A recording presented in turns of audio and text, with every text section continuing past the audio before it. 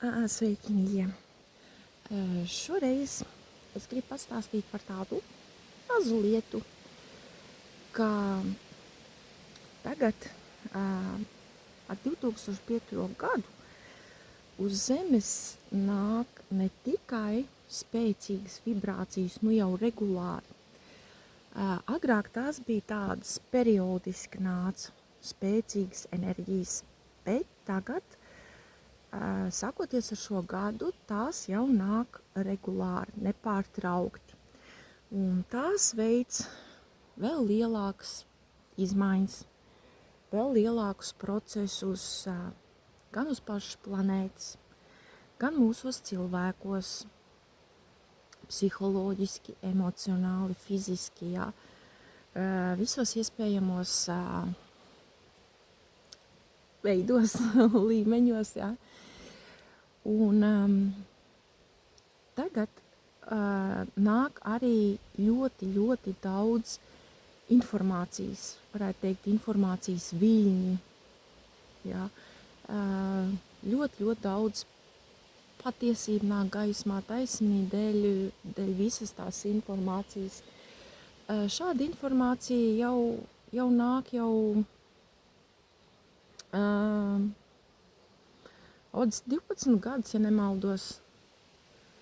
Sākumā tā pamazām arvien vairāk un vairāk, bet nu tagad jau tādos apjomos, tādos daudzumos un ļoti daudz, kam tagad jau var arī redzēt jau tīri reālus, taustāmus, saredzamus, pat fizisks izskaidrojumus.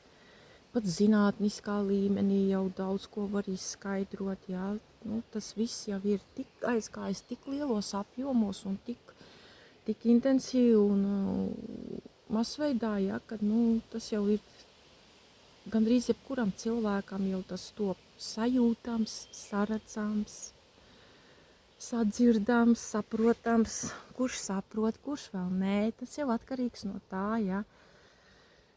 Cik tālu esam mēs tikuši savā pamošanās procesā, jā, cik tālu esam pamodušies, cik daudz spējam saprast, uztvert, jo kā mēs pamožamies, tā arī ar mums notiek visas šīs pārmaiņas. Mūsu uzvedība, mūsu domāšanas veids mainās, mūsu uztvere mainās, jā, kā uztveram apkārtējos cilvēkus, sev pašu. Viss mūsos mainās. Ne viss mēs pamanām, protams, bet ir kaut kādas lietas tiešām, ko mēs pamanām. Tādā veidā arī tagad ļoti daudz informācija nāk. Patiesība pamazām sāk nākt gaismā par visu, kas notiek uz planētas, jā. Kas notiek ar valstīm, ir īpaši jau ar valdībām. Jā, to mēs nu jau sākam redzēt, saprast. Tā varētu teikt, kā pamožamies no miega, mūsu astiņas atverās, jā, un ieveltīgi ir arī tādi teicieni, ja, kā agrāk vai vēlāk patiesība nāks gaismā, ka patiesība tagad uzpeld kā pludiņš ūdens virspusē, un var redzēt, kas patiesībā uz zemes ir noticis visu šo laiku, kas vēl aizvien notiek.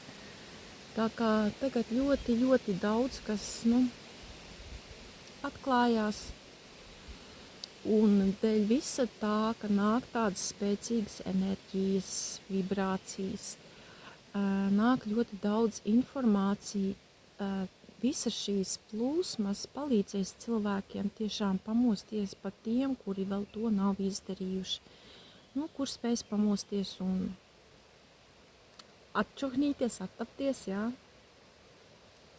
labi tiem, bet, tas ir katram individuāli, jā, tas ir no ļoti daudz kā atkarīgs, no ļoti daudziem dažādiem faktoriem, bet, fakts kā tāds, ka tādas lietas notiek, mēs daudz ko ieraugam tagad, ko agrāk mēs neredzējām, jā, vairāk spējam jau kaut ko saprast. Tā kā tā mīļa. Uzņemsim daudz enerģijas, mainīsimies, uzņemsim daudz informācijas, mēģināsim visam pielāgoties, visu saprast, visu pieņemt. Un kāds ir viens no svarīgākajiem ieteikumiem, jā, censties turēties pēc iespējas pa gabalu no visa notiekošā uz pasaules, jā. Kas notiek uz planētas, kas notiek valstīs, jā. Censties, nefokusēties uz to, neiedziļināties tajā, jo mēs jau vienalga neko mainīt tur nevaram, jā. Tas ir process, kas ir iesācies un kam ir jāpaiet, lai nāktu vietā kaut kas jauns, un kaut kas jauns jau ir sācis formēties, jā. Ir jāiziet vecajam, un vecais neaiziet, teiksim, īsā laikā, jā. Tas ir visas pasaules iekārt esošā. To jau mēs varam redzēt arī vēsturē, ja, kad iekārts ir vairākas reizes, ir mainījušās, un tās mainās diezgan smagā veidā, ja, parasti ar kariem un tā tālāk. Ja. Tas nenotiek mierīgi un plūstoši, ja, tie ir ļoti nopietni procesi dažādi, un tam vienkārši ir jāļauj notikt, jo ir jāsagrūst vecajam, ja, lai nāktu vietā kaut kas visam jauns. Jo to jau mēs redzam un saprotam, ja, ka šitā tālāk dzīvot cilvēki un planēta nevar, ja, ka kaut kam ir kardināli jāmainās, ja, lai varam turpināt dzīvot. Un visi šie procesi ļoti viegli var izskaidrot ar to. Jūs noteikti esat kaut kur kādos video redzējuši, ka no domino kauliņiem sastāv, teiksim, kaut kādu vai figūru, ja, kaut ko līdzīgu. Un tad, kad to vienu domino tāds stateniski sastāda, ja, un tad, kad to vienu domino kauliņu pagrūž, tāpēc tam tā lēni viss nogrūžās. Tas ir apmēram tas, ja, tāds salīdzinājums tam, kas tagad notiek ar visu pasauli kopumā, ja. Ar cilvēkiem pašiem, cilvēkiem individuāli, mūsu apkārtnē, mūsu ģimenēs, mūsu valstī, īpaši jau valstī ar valdībām to var redzēt, jā. Tā kā tas ir process, kam vienkārši jānotiek, kad sabrūk kāršu namiņš un tā vietā tiks celts kaut kas jauns, kaut kas savādāks. Jo reizēm jau pienāk laiks, ja, kad esošā iekārta, ja, sevi izsmeļ, ka laiki mainās, daudz kas mainās, un ir īpaši tagad ļoti strauji, daudz kas mainās, ja, un esošā iekārta vairs neatbilst tam. To jau var redzēt dažādās sfērās, ja, izglītības sfēra, medicīnas sfēra, ekonomika, viss sfēras, viss tādā kā, es pat nemāku pateikt, ja, kādā procesā, bet ir. Tad es vēl gribēju pastāstīt savu novērojumu. Varbūt arī kādam no jums tā ir, jūs esat pamanījuši. Šogad es esmu pamanījusi, es vienmēr esmu gājis pastaigāties, bet es esmu gājis pastaigāties dažādas vietas. Bet šogad es esmu pamanījusi, ka man gribās nākt tikai uz vienu vietu, kur ir mežs, kur nav cilvēku, kur nav skaņas, kur nav nekas no realitātes. Jā, te es jūtos tā kā savā pasaulē un tā kā citā pasaulē varētu teikt. Jā. Un es esmu pamanījusi, ka man gribās tikai un vienīgi šeit. Man vairs negribās staigāt pa pilsētiņas centru. Tāda īpatnība, un es tā domāju, tas visticamāk arī ir izskaidrojums dēļ visām šīm pārmaiņām, kas notiek ar cilvēkiem, ka gribās it kā tā kā turēties no visa nost neitrāli, jā, pa gabalu no visa, no cilvēkiem, no burzmām. Es atceros pagājuši gadu gribējās uz pilsētu aizbraukt, tagad man vairs negribās, Jā, man gribās kaut kādas lietas pilsētā, jā, bet es iedomājos, ka man jāstaigā pa ielām, kur ir cilvēki, kur ir mašīnas. Man to vairs negribās. Man gribās tikai dabu, mieru, klusumu, kur nav cilvēki, kur nav trokšņu, nav skaņas. Tur ir laba sajūta. Un tas ir tiešām visbiežāk ir pie dabas. Pilnīgi kaut kur tālu prom pie dabas, kur nav neviena cilvēka. Un tādās vietās tiešām liekas, kad ir vieglāk elpot, vieglāk sajūt, liekas, ka jūties labāk, atpūties, relaksējies. Daba jau arī ļoti daudz procesu mūsos dara patiesībā. Daba, koki, augi uzsūc, viņi pārtiek no mūsu izelpotās ogliskābās gāzes. Un mēs uzņemam to, ko izdala viņi. Tātad mums ir vieglāk elpot un koki, augi noņem no mums atkal mūsu izelpoto, jā, mūsu enerģijas. Tāpat arī viss, kas mūsos ir sakrājies, viņi tagad savā ziņā mūs attīra, atjauno. Tā ir savu veidu dziedināt tāpat. Jo viņi mums, daba mums dod, tā ir māte daba. Daba mums dod to mūsu patiesumu, kas mēs patiesībā esam, kas mēs esam kādreiz bijuši. Un tagad viņa mūs tā kā atgriež atpakaļ pie mums pašiem. Tāpēc arī ir šī lielā, varbūt kādam arī no jums esat pamanījuši, šī lielā vilkme pie dabas.